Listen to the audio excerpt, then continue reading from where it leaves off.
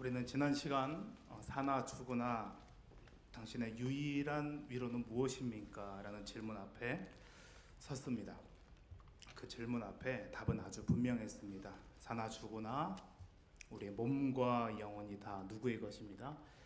하나님의 것, 주님의 것이라는 사실이 바로 그 대답이었습니다. 성자 예수님의 구속, 그 십자가에서 죽으심으로 죄의 문제를 해결받고 부활하심으로 사탄의 권세에서 해방되었습니다. 성부 하나님의 친히 머리털까지 세시는 돌보심 가운데 살아갑니다. 성령 하나님의 세상 끝날까지 함께 하심과 이제는 주님 뜻을 따라 살도록 도우시는 은혜 안에 우리가 있다라는 것이 바로 우리 성도의 유일한 위로가 되는 것입니다. 그러나 여기서 또 다른 질문이 한 가지 생깁니다. 그렇다면 이 유일한 위로를 영원토록 누릴 수 있는가라는 질문을 서게 됩니다. 우리 인생은 잠시 기뻐하다가도 다시 불안에 휩싸이곤 합니다.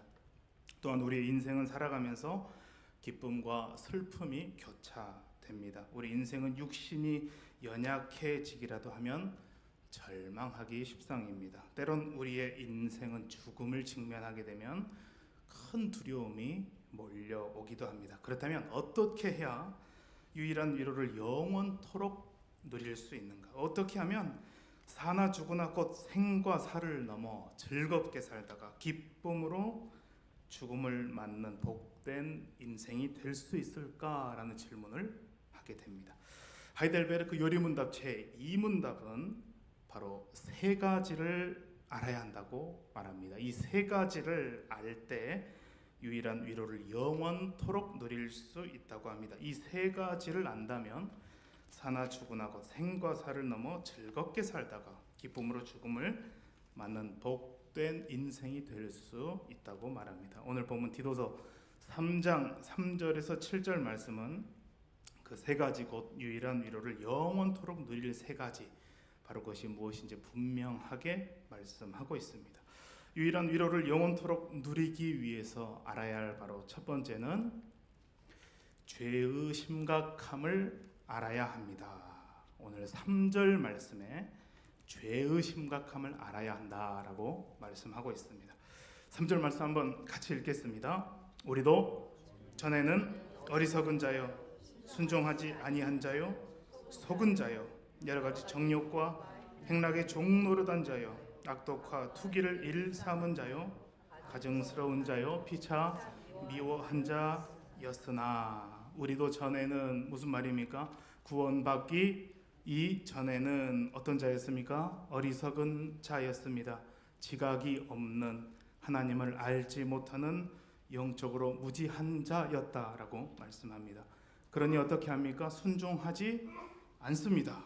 하나님 말씀에 불순종합니다. 하나님 권위에 오히려 도전하며 살아갑니다. 뿐만 아니라 속은 자요라고 말합니다. 진리를 모르니 거짓 교사나 거짓 선생의 인도를 따르며 그것이 마치 진리인 것처럼 따라다니던 인생이었습니다.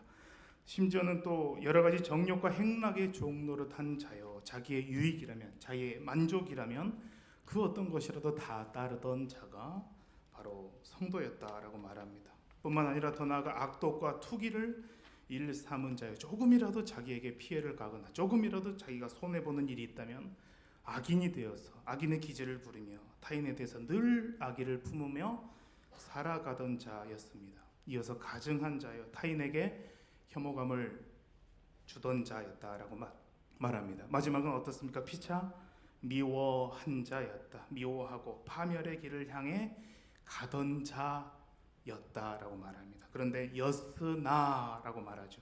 그리고 3절의 시작은 우리도 전에는 이라고 말하면서 과거형으로 말합니다. 사도 바울은 우리 모두의 과거를 바로 이렇게 고백하고 있습니다. 죄는 단순한 실수가 아니라 바로 인간을 얽아매는 사슬이라는 것을 말합니다. 우리는 어리석음 속에 살고 욕망의 종이 되고 결국 서로를 미워하는 존재로 전락했다라는 사실을 3절 말씀을 통해 말씀합니다. 예수님께서는 마태복음 9장 12절에 이렇게 말씀하셨죠. 예수께서 들으시고 이르시되 건강한 자에게는 의사가 쓸데없고 병든 자에게라야 쓸데 있느니라. 결국 자신이 병자라는 것을 알 때, 의사를 만날 때 좋은 일이라는 사실이죠.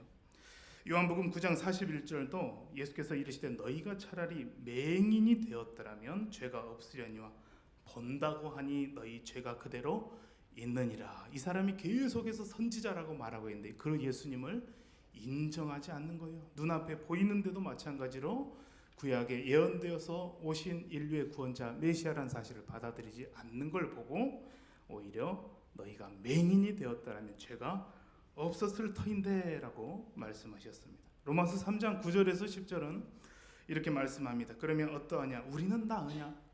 결코 아니라. 유대인이나 헬라인이나 다 죄 아래 있다고 우리가 이미 선언하였느니라. 기록된 바 의인은 없나니 하나도 없으며 라고 말씀합니다. 요한일서 1장 9절에서 10절입니다. 만일 우리가 우리 죄를 자백하면 그는 미쁘시고 의로우사 우리 죄를 사하시며 우리를 모든 불의에서 깨끗하게 하실 것이요 만일 우리가 범죄하지 아니하였다 하면 하나님을 거짓말하는 이로 만드는 것이니 또한 그의 말씀이 우리 속에 있지 아니하니라 라고 말씀합니다. 결국 하나님 앞에서 죄가 없다라고 말하는 것 자체가 하나님을 거짓말하는 분으로 만든다라고 말하고 있습니다. 오늘 우리 현실도 다르지 않는 것 같습니다. 비교의식으로, 우월의식으로, 시기 질투로 인해 우리의 마음이 병들었습니다. 스마트폰 중독적인 문화 속에 우리의 참된 자유를 다 잃어버렸습니다. 모든 관계가 끊어졌습니다. 그 가운데 미움과 혐오로만 가득 차게 되었습니다. 이것이 바로 죄의 심각함, 죄의 비참함입니다. 죄의 무게가 얼마나 큰지 알지 못하게 되면 그 어떤 위로도 얕다, 가볍다라는 사실을 알려줍니다. 그렇습니다. 나의 죄가 얼마나 심각한지 알 때 사나 죽으나 성경에서 말하는 유일한 위로를 영원토록 누릴 수 있습니다. 죄의 심각함을 알아 성경에서 말하는 유일한 위로를 영원토록 누리시는 저와 기자촌의 모든 성도님들이 다 되시길 주님의 이름으로 소망합니다. 유일한 위로를 영원토록 누리기 위해서 알아야 할 두 번째입니다. 두 번째는 그런 심각한 죄에서 어떻게 구원을 받는지를 알아야 합니다. 그러니까 죄의 심각성을 알았다면 그 죄에서 어떻게 구원받는지를 아는 것이 바로 유일한 위로를 영원토록 누리는 것입니다. 오늘 말씀 4절에서 6절까지의 말씀입니다. 우리 구주 함께 읽겠습니다. 우리 구주 하나님의 자비와 사람 사랑하심이 나타날 때 우리를 구원하시되 우리가 행한 바 의로운 행위로 말미암지 아니하고 오직 그의 긍휼하심을 따라 중생의 씻음과 성령의 새롭게 하심으로 하셨나니 우리 구주 예수 그리스도로 말미암아 우리에게 그 성령을 풍성히 부어 주사. 아멘. 쉽게 말씀드리면 그때 그렇게 우리가 범죄하였을 때 하나님의 심판 앞에 있을 수밖에 없었을 때 하나님은 우리를 구원해 주셨습니다라고 말하는 거죠. 우리 자신들이 행한 의로운 행동들이 구원의 기초가 된 것이 아닙니다. 오직 하나님의 한결같은 사랑으로 구원해 주셨습니다. 다시 태어나도록 씻어 주셨습니다. 성령님의 새롭게 해주심을 통해서 그렇게 하신 것입니다. 성령님을 하나님이 우리 위에 넉넉하게 쏟아 부어 주셨습니다. 예수 그리스도 우리의 구원자를 통해서 그렇게 하셨습니다 라고 4절에서 6절에 말씀합니다. 우리가 여기서 알 수 있는 사실은 무엇입니까? 바로 이 구원이라는 것은 오직 하나님의 은혜로 되는 일이며 외부로부터 와야 한다라는 사실을 우리에게 알려줍니다. 구원이라는 것은 우리 안에서 있는 게 아니라 오직 외부로부터 와야 한다라는 사실을 말씀합니다. 구원은 하나님의 자비와 사랑과 긍휼하심으로 베푸신 전적인 은혜입니다. 예수 그리스도를 이 땅에 보내시고 인류의 모든 죄악을 대신해 십자가에 죽게 하시며 부활시키시어 사탄의 권세에서 해방하셨습니다. 바로 이 사실을 믿는 자, 그러니까 예수 그리스도의 십자가 죽음이 바로 나의 죄를 대신한 죽음이었구나라고 믿는, 그러니까 예수 그리스도의 부활이 사망의 권세 곧 사탄의 권세로부터의 해방이구나라고 믿는 자, 바로 그런 믿는 자에게 무엇을 주신다라고 말씀합니까? 성령을 부어주신다. 성령의 선물을 주신다. 하나님은 예수 그리스도를 통하여 성령을 풍성히 부으셔서 이제는 하나님의 자녀, 하나님의 뜻대로 살아가게 하시는 것입니다. 요한복음 17장 3절은 이렇게 말씀합니다. 영생은 곧 유일하신 참 하나님과 그가 보내신 자 예수 그리스도를 아는 것이니이다. 사도행전 4장 12절 말씀입니다. 다른 이로서는 구원을 받을 수 없나니 천하 사람 중에 구원을 받을 만한 다른 이름을 우리에게 주신 일이 없음이라 하였더라. 아멘.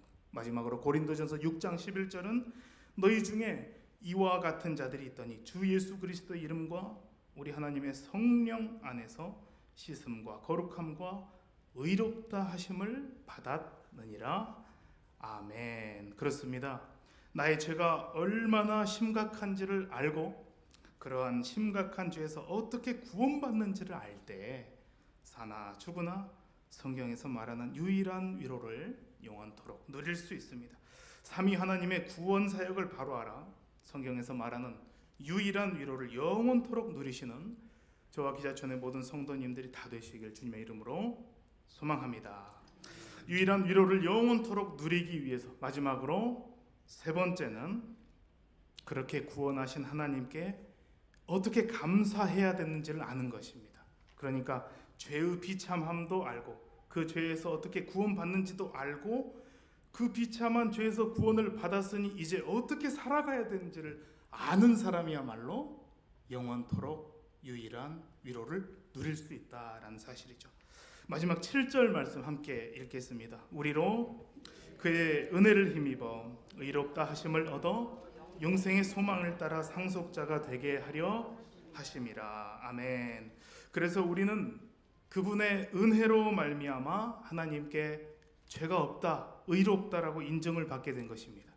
영원한 생명을 바라는 상속자가 되었다라는 사실입니다. 심령이 가난한 자에게 바로 천국이 그들의 것이미요라고 말씀하시는 것과 일맥상통하죠.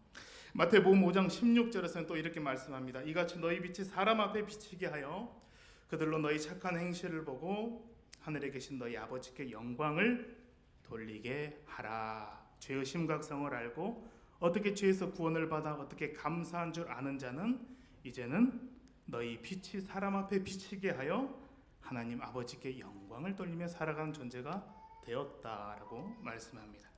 로마서 6장 12절에서 13절은 이렇게 말씀합니다. 그러므로 너희는 죄가 너희 죽을 몸을 지배하지 못하게 하여 몸의 사욕에 순종하지 말고 또한 너희 지체를 불의의 무기로 죄에게 내주지 말고 오직 너희 자신을 죽은 자 가운데서 다시 살아난 자 같이 하나님께 드리며 너희 지체를 의의 무기로 하나님께 드리라 라고 말씀합니다.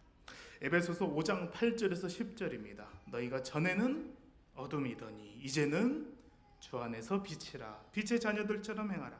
빛의 열매는 모든 착함과 의로움과 진실함에 있느니라. 주를 기쁘시게 할 것이 무엇인가 시험하여 보라. 아멘. 베드로전서 2장 9절 말씀입니다. 그러나 너희는 택하신 족속이요 왕 같은 제사장들이요 거룩한 나라요 그의 소유가 된 백성이니 이는 너희를 어두운 데서 불러내어 그의 기이한 빛에 들어가게 하신 이의 아름다운 덕을 선포하게 하려 하심이라 라고 말씀합니다. 구원받은 성도는 은혜를 힘입어 하나님의 자녀여 상속자가 되었습니다. 바로 이 은혜를 알 때 감사하지 않을 수 없다. 자, 그렇다면 은혜라는 단어의 의미는 어떤 의미가 있죠? 두 가지로. 먼저 첫 번째로는 자격이 없는데 베풀어 주셨다. 은혜, 자격이 없는데. 근데 그 베풀어 주신 은혜를 바꿔보니 갚을 수가 없다라는 사실입니다. 은혜에서 두 가지를 기억했으면 좋겠습니다. 자격이 없는데 받았는데 갚을 수가 없는 것, 바로 그것을 우리는 은혜라고 말하는 것입니다. 하반기부터 시작된 이 목장 모임에서 특별히 유일한 위로가 넘치기를 소망합니다. 영원토록 유일한 위로로 풍성한 우리 기자촌교회 목장 모임이 되기를 소망합니다. 그러기 위해서 어떻게 해야 될까요?